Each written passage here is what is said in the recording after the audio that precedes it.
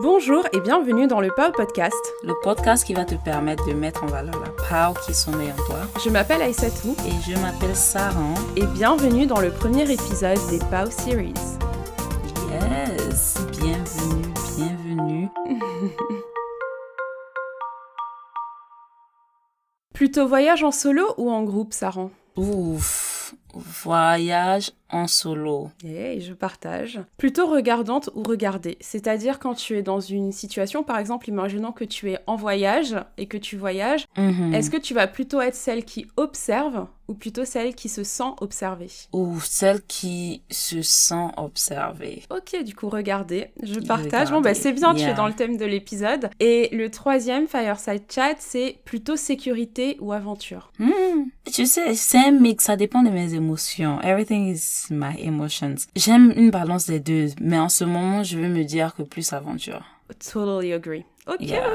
Nice. En fait, tous mes voyages, que ce soit en Europe, en Asie ou en Afrique, ont quelque chose en commun. Ma peau est source de rire, et chaque fois que mes longues jambes sveltes, vous les connaissez, et mes longues tresses croisent le chemin des plus blancs que les noirs, que je vais expliciter tout de suite, il y a un fameux sourire qui apparaît. Donc parlons d'abord de ceux que j'appelle les plus blancs que les noirs.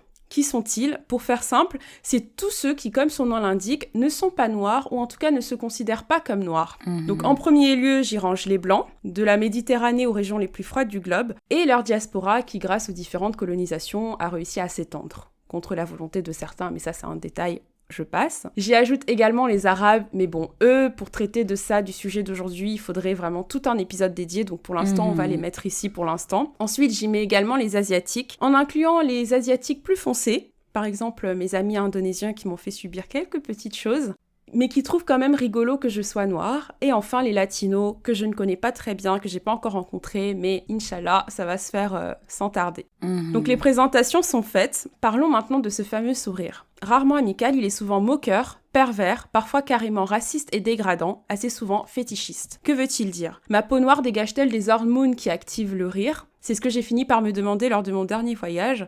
Et je ne peux compter ce nombre de sourires que j'ai vu s'afficher. Je ne les comprends pas souvent et me demande s'il faut vraiment essayer de les rationaliser. Sont-ils des sourires moqueurs? Regardez-moi cette créature qui se promène. Pour les plus racistes, que fait ce sous-être dans notre zone, nous, des dominants? Ou alors, est-ce que j'ai quelque chose sur le visage qu'un miroir ne saurait montrer? Je ne sais pas. Trop de questions à se poser pour rationaliser un comportement soit raciste, soit fétichiste, soit dominant, dans tous les cas problématique. Et en fait, les rires sont simplement une petite illustration de tout ce qu'on subit en tant que personne noire, et je dirais même plus femme noire, qui nous rendant dans un pays étranger. Yep. Il y a également ceux qui prennent des photos, ceux qui prennent des vidéos, ceux qui appellent en FaceTime leurs amis pour montrer et regardent la noire. Oui, je parle d'expériences réellement vécues en Indonésie.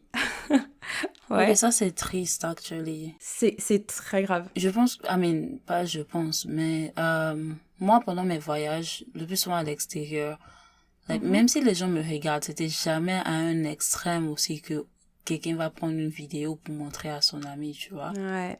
Le pire que j'ai eu, et puis ça, c'était même ici aux États-Unis, c'est quand je travaillais dans un magasin et tout, des clients a appelé son ami pour entendre ma voix à cause de mon accent, tu vois. Mais sur mon image physique, sur ma peau noire, pour l'instant, franchement, Dieu merci, j'ai jamais eu ce genre de situation inconfortable, tu vois.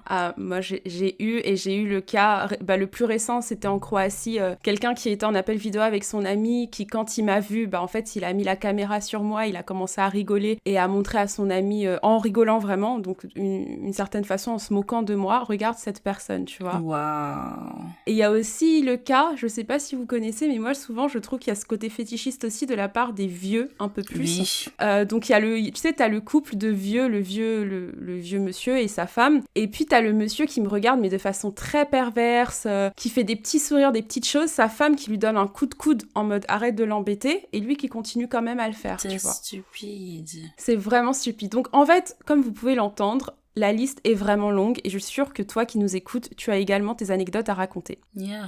Et moi, en fait, tous ces comportements-là, en fait, je les subissais. C'est-à-dire que c'était vraiment une grande source de frustration pour moi. C'est quelque chose qui m'énervait tout le temps. J'étais là, mais je me plaignais tout le temps, mais pourquoi ils me regardent? C'est hyper embêtant, j'en ai marre d'être vue comme une bête de foire en fait. Surtout, et c'est encore plus mis en avant quand tu es dans un contexte de solo traveling, donc quand tu es seul, et que du coup en fait ton être, ton moi, il devient centre de tout, tu vois, tu peux même pas switcher ton attention en parlant avec une amie ou autre, ou en te changeant les idées, non. Enfin là, tu vas subir clairement le regard des autres parce que t'as surtout ça à faire, quoi. Et donc, je suis arrivée à un moment où je me suis dit, stop, ce n'est plus possible d'accepter la chose comme ça et d'accepter de subir. Au contraire, donc j'étais vraiment, je me rappelle vraiment, genre, je me suis posée sur un banc en Croatie et je me suis dit, c'était à Dubrovnik, et je me suis dit, ok, comment est-ce que je peux changer mon mindset? Parce que c'est le seul moyen. Enfin, les racistes, je vais pas aller les voir un à un ou les comportements problématiques et leur dire arrêtez. Donc, ça peut venir que de moi, la solution. Et je me suis dit, si je changeais mon mindset et que je voyais plus ma peau noire comme un objet qui subit le regard et le comportement des autres, mais au contraire comme une arme capable d'activer des réactions et de créer des réactions. Parce que finalement, c'est ce qu'elle est. Car elle ne peut pas passer cette peau noire sans déclencher une bombe sur son passage. Donc il y a eu ce petit côté empowering de la peau noire. Ça veut dire qu'en fait, tu deviens plus l'observé, mais tu deviens l'observatrice. Tu reprends le contrôle. Tu sais que dans telle ou telle situation, ta couleur de peau, c'est ce qui va déterminer un outcome, enfin, quelque chose qui va faire que la situation se passe de telle ou telle manière. Ça, tu le sais. Donc, si tu te dis, ça va arriver comme ça, en fait, tu contrôles, entre guillemets, la situation et du coup, tu switches la mentalité, tu vois. Moi, mon problème avec ce genre de...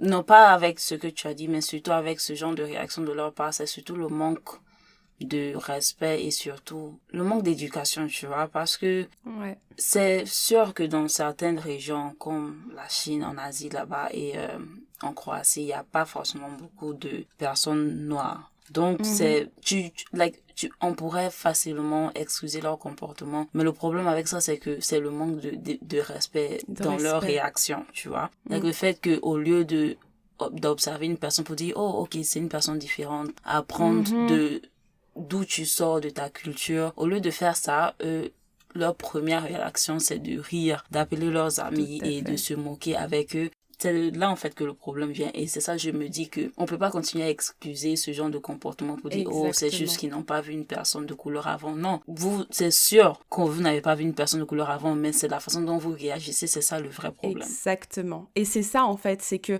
oui, moi je comprends la curiosité, le fait, oui, si je vois un Indien, donc un native, se balader dans la ville, je vais plus le regarder parce que c'est pas quelqu'un que j'ai l'habitude de voir, mais il y a une différence entre ce regard curieux et ce regard dominant en fait, que en tant que... Et en fait, ça montre une sorte de dominance que ces peuples ont sur la personne noire, parce que pour eux, ils se disent, oui, un noir, je peux m'en moquer, et c'est vraiment ce côté dominant-là qui me gêne, mais en fait... Ils sont également dominants parce que, vu que nous, on subit cette attaque, on les laisse en quelque sorte être dominants. Mais à partir du moment où tu reprends le contrôle et où tu te dis que finalement, c'est toi qui domine parce que c'est toi qui est le déclencheur de réaction, en fait, tu leur fais perdre cette capacité de te dominer. Et ça devient toi qui les manipule derrière. Tu vois ce que je veux dire ? Parce que c'est toi qui tiens l'arme, c'est toi qui es derrière la gâchette. Exactement, non, c'est une bonne mentalité, franchement. C'était ça mon petit point du jour. Donc ce que j'ai à vous dire, auditrice Pau, à retenir de cet épisode, c'est que j'aimerais vous voir la prochaine fois essayer, quand vous vous retrouvez dans une situation où vous êtes frustré justement du regard que les gens peuvent vous porter à cause de votre peau noire féminine, c'est d'essayer cette technique et de vous dire, en fait, ma peau noire féminine devient une arme et c'est moi qui suis derrière la gâchette, et ça va, vous allez voir, ça va complètement changer la façon dont vous allez voir les choses. Wow, that was Merci. Beautiful. Thank you. C'était tout pour moi. Wow, ok. I liked it a lot. Yes, et surtout les filles et les hommes qui nous écoutent, entre-temps, n'oubliez pas de faire ressortir la Pau qui sommeille en vous.